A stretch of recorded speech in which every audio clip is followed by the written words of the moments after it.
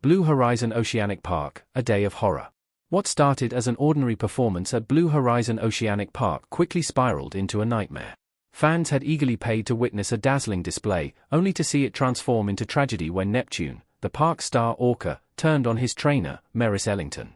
In a shocking moment, Neptune attacked, dragging Merris underwater with such force that families, including many with small children, could only watch in horror as a once magical experience became stained with blood and sorrow.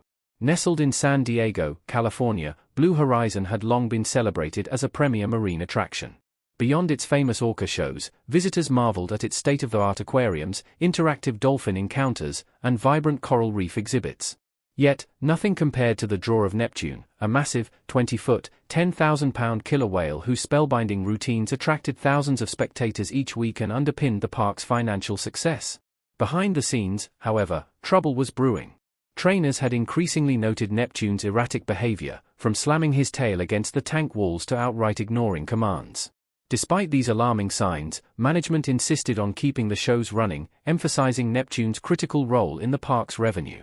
Merris Ellington, a dedicated 27-year-old marine biologist, had worked relentlessly to become Neptune's primary handler.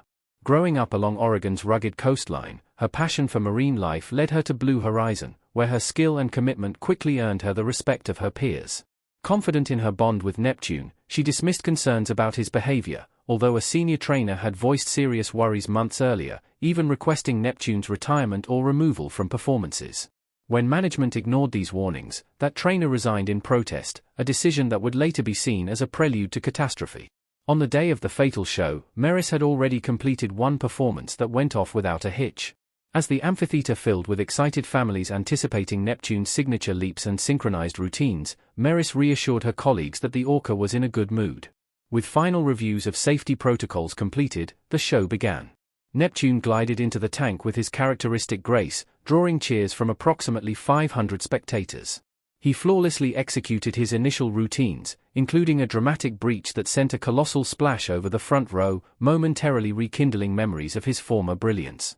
Then came the finale, a synchronized swim meant to highlight the deep connection between trainer and orca. As Merris entered the water, Neptune circled her, his immense black and white form slicing through the clear blue. At her cue for a breach beside her, he hesitated, then, without warning, deviated from the routine. In an instant, Neptune lunged, clamping his powerful jaws around Merris's midsection. Her head emerged briefly from the water as the audience erupted in horrified screams before Neptune yanked her forcefully back under. Trainers on the platform immediately sprang into action, tossing brightly colored buoys, ropes, and even a bucket of fish in a desperate attempt to distract Neptune. Two trainers wielded long poles to nudge him away, but his wild thrashing rendered any intervention dangerously ineffective. Repeated blows against the tank walls sent Merris's limp body surging to the surface, only to be dragged back down moments later. After over a minute of relentless assault, Neptune finally released her lifeless form, which floated sadly at the surface. Rescue divers plunged into the water and hauled her to the deck, where medics worked frantically to revive her, efforts that proved futile. With catastrophic injuries including multiple fractured ribs, a punctured lung, and severe blunt force trauma, Merris was pronounced dead at the scene. In the chaotic aftermath, guests were swiftly evacuated as emergency personnel secured the area. Within hours, Blue Horizon announced the permanent suspension of all orca shows. Merris's devastated parents soon filed a wrongful death lawsuit against the park, alleging negligence and citing ignored warnings about Neptune's aggression and the perils of isolating such a powerful animal. Although the case never reached a courtroom, prolonged negotiations led to a substantial, confidential settlement. As part of this agreement, the park also pledged support for marine conservation initiatives and independent research into the mental health of captive orcas. Despite these measures, the tragedy sent shockwaves throughout the marine park industry, igniting fierce debates over the ethics of orca captivity. Devoid of its star attraction, Blue Horizon's attendance plummeted, eventually leading to financial collapse and bankruptcy. Neptune was later relocated to a marine sanctuary in British Columbia, where he was given a chance to live in a more natural setting, a bittersweet outcome for Merris's grieving family. Tenna's turbulent waters, Toccoa's fury. Orca-related disasters have reverberated across the globe, even in nations famed for their glittering entertainment. In Tenna, a chilling incident forever altered the life of 29-year-old marine biologist Claudia Volha. At Loro Park in Puerto de la Cruz, a renowned sanctuary sprawled across 135,000 square meters of lush greenery and vibrant habitats, the transformation from a humble parrot haven to a multifaceted attraction had captivated millions with its displays of dolphins, penguins, and awe-inspiring orca performances. Central to the park's allure were the orca shows, featuring breathtaking displays of strength, intelligence, and beauty as the marine giant soared through the air, showering the enraptured crowd with cascades of water. Yet behind the glittering spectacle lurked a more troubled reality. Takawa, a 6-year-old male orca weighing over 1,500 kilograms, was one of the star performers. His imposing size and power left audiences in awe, but for those who worked with him, his temperament was far more complex. Trainers like Claudia had spent years learning to read every subtle flick of his tail and slight tilt of his head, yet the inherent wildness of orcas meant their moods were never entirely predictable. Takawa's early life was fraught with hardship. Only months after his birth, he was separated from his mother, Taima, whose growing aggression, believed to be rooted in her own traumatic past, forced this painful parting. Raised by a seasoned female, Kina, and frequently paired with his half-brother Tua, Takawa's formative years were marked by instability. His subsequent transfers to SeaWorld San Antonio and later to Laurel Park only deepened his struggles, as frequent bouts of aggression from peers left lasting physical scars.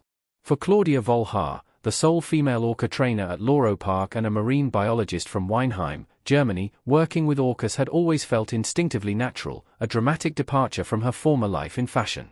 Over the years, she had forged a profound bond with Takawa. Yet on the day of the incident, an unusual tension gripped the training session. Standing at the pool's edge, Claudia awaited Takawa's signal as his massive form cut through the water.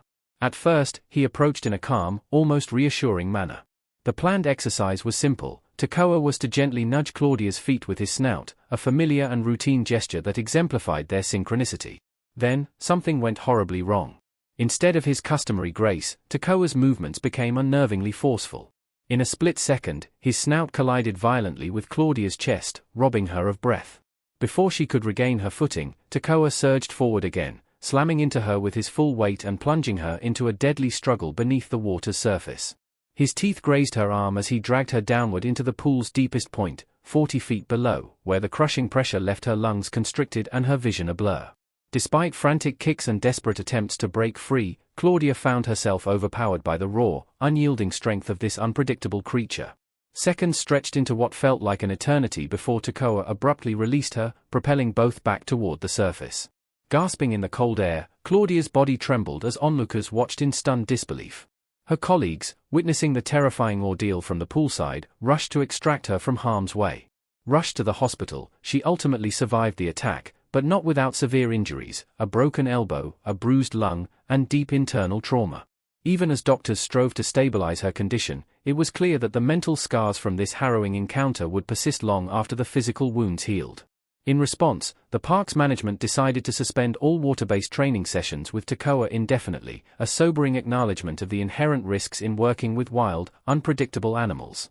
Kandu, the tragic tale of a captive orca. The story of Kandu further underscores the profound toll that captivity can exact on these magnificent creatures. Captured as a calf from the wild waters off Iceland in 1977, Kandu's early life was marred by trauma. The violent separation from her pod, a family bond that orcas hold sacred, was both cruel and shattering. Initially taken to Marine World Africa USA in California, she was soon transferred between several parks, including Six Flags Over Georgia and Ontario Place Marine in Toronto, before finally finding herself at SeaWorld San Diego, where she would become a celebrated performer. Kandu's routines were a marvel to behold, showcasing her intelligence, strength, and agility through stunning flips, jumps, and synchronized movements. Yet, behind the polished performances lay a growing unrest. The relentless pressures of confinement in enclosures that were a poor substitute for the vast ocean, combined with the loss of her family, began to erode her spirit.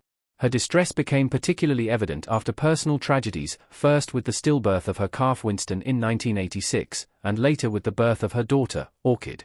As time passed, Kandu's behavior grew increasingly erratic.